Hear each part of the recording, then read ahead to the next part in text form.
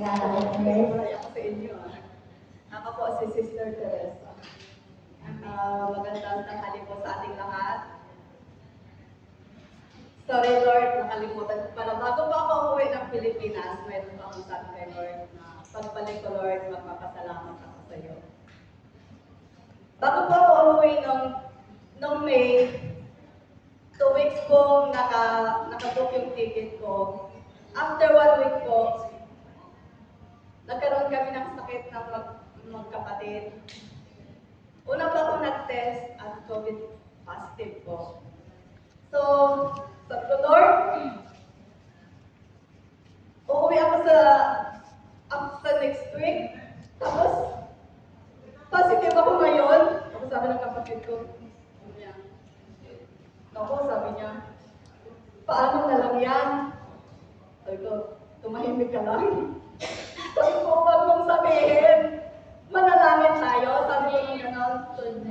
Tapos sabi niya, after a day naman po, yung kapatid ko naman po ang nag-positive.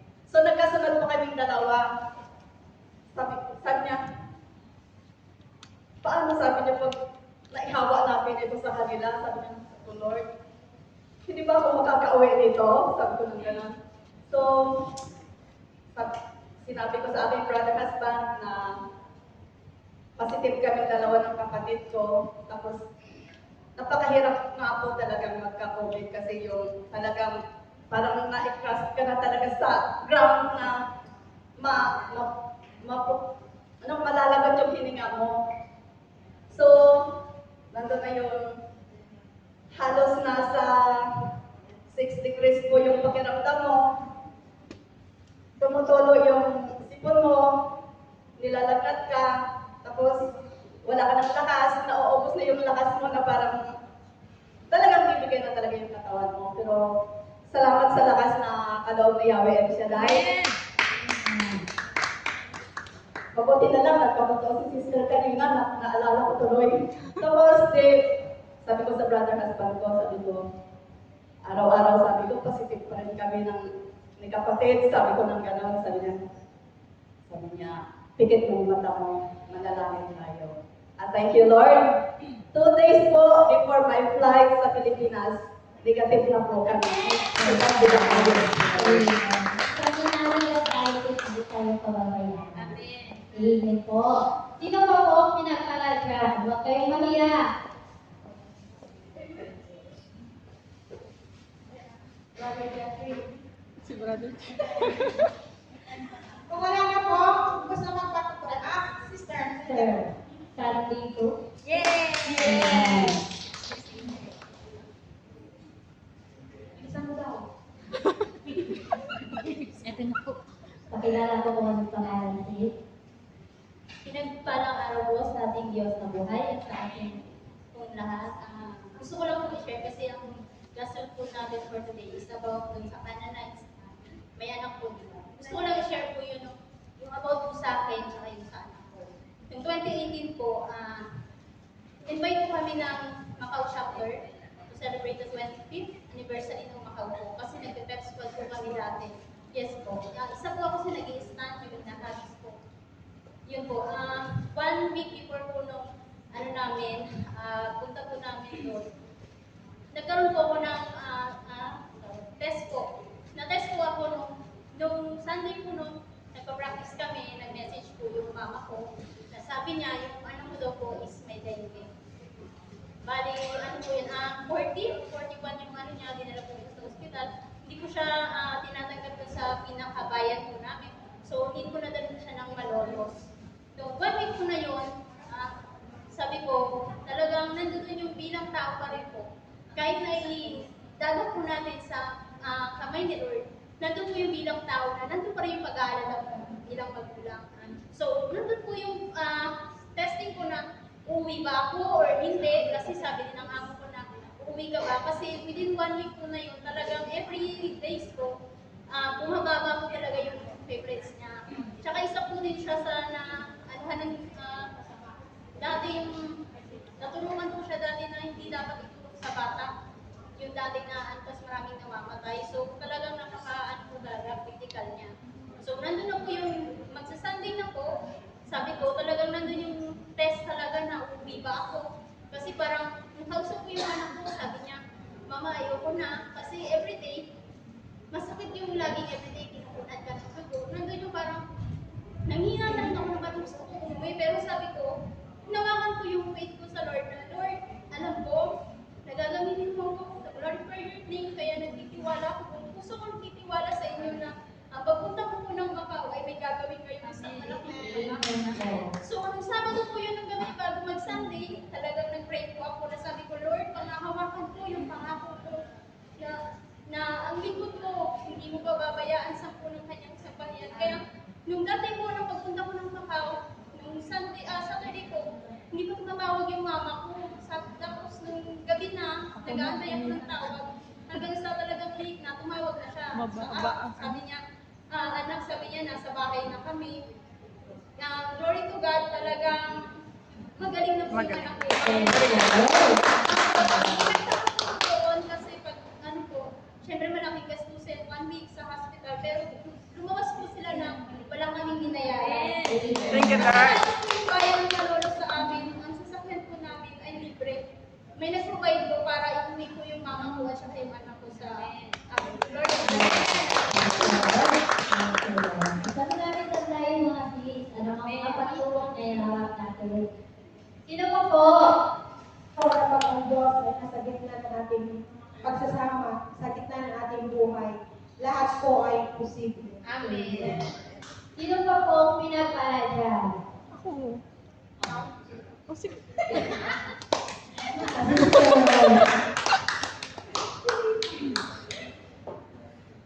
Thank you, Lord. Gusto ko lang magpasalamat sa aking Diyos na buhay. Hindi pa pala ako nakapagpasalamat sa Kanya na nakaraan na buwan sa birthday ng anak ko. 14 years old na siya. Thank you, Lord. And sa brother husband ko, birthday din po niya. Thank you, Lord. Sa aming anniversary, for 17 years ng aming brother husband. Thank you, Lord. Tunay na pakabuti ng ating Diyos na ang binigay po niyang asawa sa akin ay wala po akong masabi na basta bigay ng Diyos ay talagang blessed na blessed ka. Every na magpapatala po ako sa kanya, every month, sabi niya sa akin, ano raw ang gagawin niya sa pera ko? Dahil mayroon naman daw po siyang pera. Ang nirereklamo ng asawa ko, ang laki daw ng binibigay ko po sa kanya, 5,000 lamang po. Nalakihan na rin po siya. Yung pinapasalamat ko sa Panginoon na masino po siya at saka kaya niya pong maghanap ng kanilang mga pangangailangan sa araw-araw. Kaya thank you, Lord, rin ang pakabuti ng Diyos. At saka maraming salamat din po sa aking kaarawan, ng Congressman. Thank you, Lord. And then, meron din po akong problema at mga suliranin sa buhay. Ngunit dahil nandiyan ang Diyos, ay napagtagumpayan po ang lahat. Maraming salamat. Sino po? Sister Seti. Praise the Lord.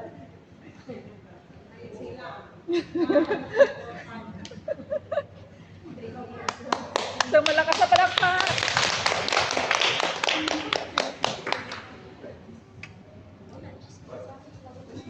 Palakpakan po natin ang Panginoon. Nais ko lang po ibalik ang papuri at pasasalamat sa ating dakilang manggagawa na si Yahweh El Shaddai. Kasi noong Tuesday po, bigla na lang po akong hindi nakabangon. Talaga pupot ng sakit talaga itong balakang na nag-graduate hanggang sa may bigdi. So, umiiyak na po ako, I call Jesus. Wala na akong magawa si Brother Bobby kasi hindi niya ako matulungan dahil gano'n din siya. So, narinig po kami sa kalalagayan gano'n, hindi kami makapagtulungan. So, wala akong ibang tutulong kundi ang Panginoon. Amen. Ang pagtawag sa napaka-makapangyarihang pangalan ng Lord. So, noong Martes po na yon na bandang hapon, medyo nakakalakad na ako. Pinilit ko kung lumabas at pumunta sa doktor sa Champion Building at maghanap ng therapist doon. Pero talaga pong buhay ang Panginoon. Amen. Sapagkat on the way po, nakasalubong ko yung therapist ni Brother Mike. Wow. Sabi niya sa akin, saan ka pupunta? Sabi ko, pupunta ako ng doktor kasi ganito yung parang sciatic nerve ko.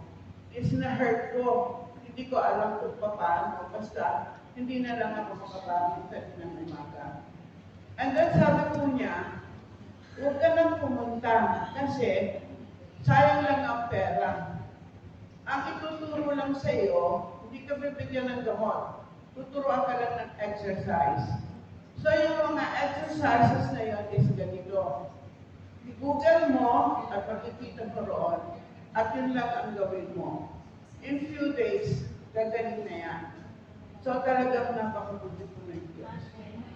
Pinadalagan ng Panginoon ang kanyang anghel upang hindi na ako sa iyong pera at para umayin. Maraming salamat po, Panginoon. Ikaw ay tunay na Diyos ng buhay. Hindi mo kami iiwan. Lagi mo kami sinasamahan. At kahit kailan, hindi mo kami pinababayaan. Maraming salamat po in Jesus' name. Thank you, Lord. Lord,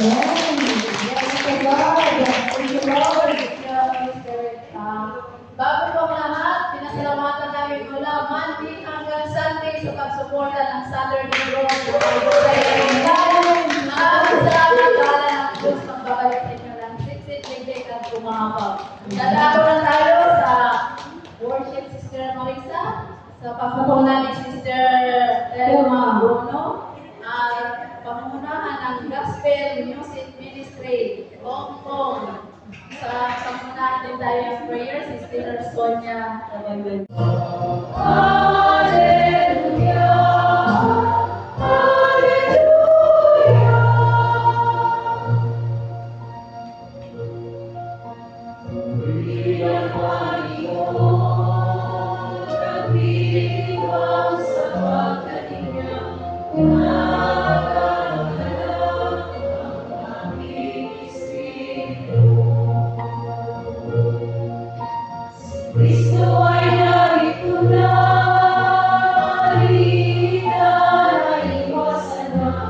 Tayo ay tutulog.